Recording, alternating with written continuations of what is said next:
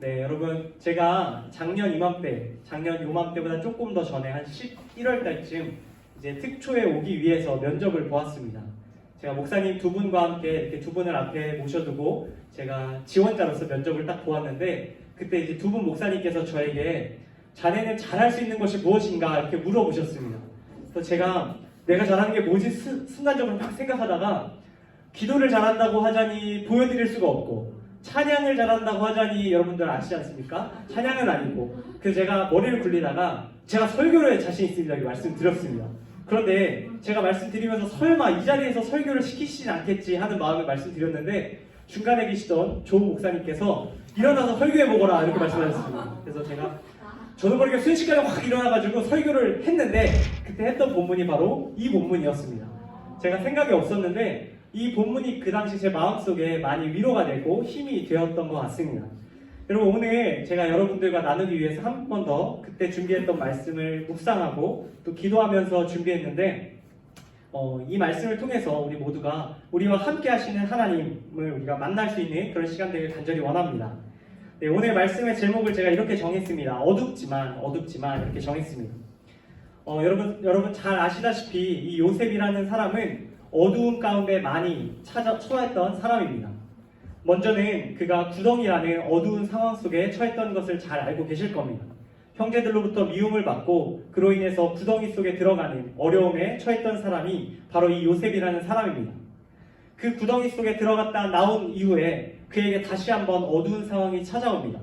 바로 미디안 상인들에 의해 노예시장에 팔려가게 된 사건입니다. 그가 형들에 의해서 땅구덩이에서 건짐받자마자 바로 그는 또 다른 어두운 상황 속으로 처하게 된 것입니다. 노예시장에서 드디어 빛을 보고 다시 나오나 싶었더니 그는 오늘 본문에 나오는 사건을 마주하게 됩니다. 오늘 말씀 19절 20절 말씀인데 제가 다시 한번 읽겠습니다. 그의 주인이 자기 아내가 자기에게 이르기를 당신의 종이 내게 이같이 행하였다 하는 말을 듣고 심히 노한지라. 이에 요셉의 주인이 그를 잡아 옥에 가두니 그 옥은 왕의 죄수를 가두는 곳이었더라. 여러분, 요셉은 두 번의 어두운 상황 속에서 빠져나왔지만 다시 한번 이 감옥이라는 어두운 상황 속으로 들어가게 되었습니다. 그의 인생에는 끊임없이 어두운 상황이 찾아오고 그를 절망하게 만듭니다.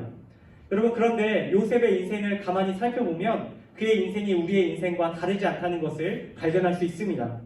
우리도 이 세상을 살아가며 물질로, 건강으로, 관계로, 신앙으로, 그 밖에 수많은 이유들로 인해 어두운 구덩이에 빠질 때가 있기 때문입니다. 저보다 인생을 더 많이 사신 분들이 여기 많이 계신데, 제가 경험했던 것보다 더 많은 어두운 상황들을 여러분들은 겪으셨을 것이라 생각합니다. 여러분, 이처럼 우리와 또 요셉과 같은 어두운 상황에 처한 이들에게 하나님께서 오늘 이어지는 말씀을 들려주기를 원하십니다. 오늘 말씀 20절, 21절 말씀, 제가 20절 읽고 여러분들이 21절 우리 한 번 더 읽도록 하겠습니다. 20절 제가 읽겠습니다. 이에 요셉의 주인이 그를 잡아 옥에 가두니 그 옥은 왕의 죄수를 가두는 곳이었더라. 요셉이 옥에 갇혔으나 여호와께서 요셉과 함께 하시고 그에게 인자를 더하사 간수장에게 은혜를 받게 하시매. 아멘. 여러분, 20절 마지막에 보면 요셉이 옥에 갇혔으나로 끝나는 것을 확인할 수 있습니다. 그의 인생이 옥에 갇히는 것으로 끝나는 것이 아니라 그 이후에 반전되는 상황을 보여주고 있는 것입니다. 그리고 21절 도입부에 이렇게 말합니다. 이에 요셉의 주인이 그를 옥에 가두니 그 옥은 왕의 죄수를 가두는 곳이었더라. 요셉이 옥에 갇혔으나 여호와께서 요셉과 함께 하시고. 여러분, 하나님께서는 요셉과 감옥 가운데 함께 하셨다고 성경은 기록합니다. 사실 옥에서만 같이 하신 것이 아니라 그 전에 노예 시장 속에서도, 그리고 형들로 인해 들어가게 된 구덩이 속에서도 하나님께서는 그와 함께 하셨습니다. 그리고 그에게 인자, 헤세드를 더하시고 하나님의 은혜를 겪게 하셨습니다. 하나님과 함께 그 어두움을 지나가며 그는 결국 하나님과 동행하는 참된 성도의 삶을 살아갈 수 있게 된 것입니다. 여러분, 이 이야기를 묵상하는 가운데 저에게 있었던 한 가지 일이 떠올랐습니다. 제가 초등학교 1학년 때 아버지에게 자주 잔소리를 듣던 영역이 있었습니다. 그것은 바로 제가 학교에 소지품을 두고 오는 것이었습니다. 제가 깜빡깜빡하고 맨날 가지고 와야 될 것을 학교에 두고 오는 습관이 있었는데, 하루는 아버지께서 이 버릇을 단단히 고치셔야겠다고 생각하시고, 너 당장 가서, 그때가 밤이었는데 당장 가서 학교에 두고 온 우산을 갖고 오거라 말씀하셨습니다. 저는 학교에 우산을 두고 온 것을 찾으러 밤 9시가 넘은 시간에, 캄캄한 시간에 학교를 찾아갔습니다. 여러분, 학교 교문 앞에 딱 들어갔는데 학교가 캄캄하고 너무너무 무서운 거예요. 그래서 도저히 들어갈 엄두가 나지 않아서 제가 그 교문 앞에서 집으로 돌아가지도 못하고 들어가지도 못하고 눈물을 흘리고 있었습니다. 그 깜깜한 학교 교문 앞에서 엉엉 울고 있는 저에게 저기 멀리서 누군가가 걸어옵니다. 누구였냐면요, 바로 그 학교를 돌아보던 경비 아저씨셨습니다.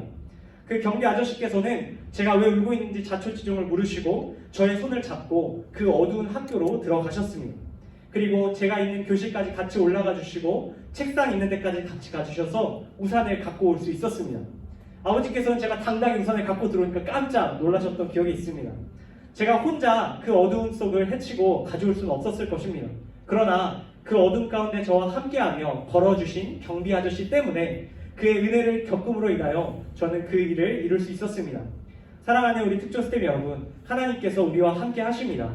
밝을 때뿐만 아니라 어두움 속에서도 우리와 늘 함께 하십니다. 올 한 해 연말 우리 마무리하는 가운데 감사의 제목도 있고 또 속상한 것들도 많이 있으시겠지만 우리와 늘 함께 하시는 하나님으로 인해 여러분 기뻐하실 수 있기를 바랍니다. 함께 하시는 하나님과 올 한 해 마무리하시고 또 내년도 다시 한번 뛰쳐나가시는 저와 여러분들 다 되시기를 주님의 이름으로 간절히 축복합니다.